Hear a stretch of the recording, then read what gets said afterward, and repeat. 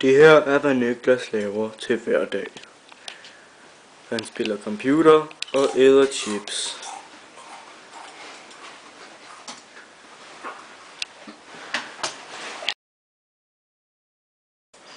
Dette er Niklas' daglige kost.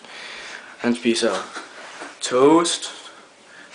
toast med chokolade, yoghurt, ekstremt meget mælk og en masse slik, chips og saftvand. Jeg spiser, hvad jeg kan lide, og jeg er ligeglad med min kost.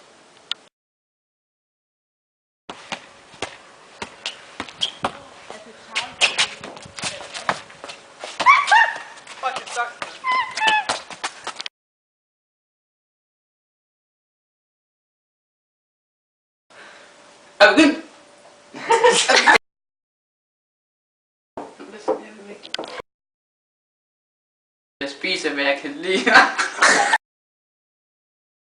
Jeg spiser, hvad jeg...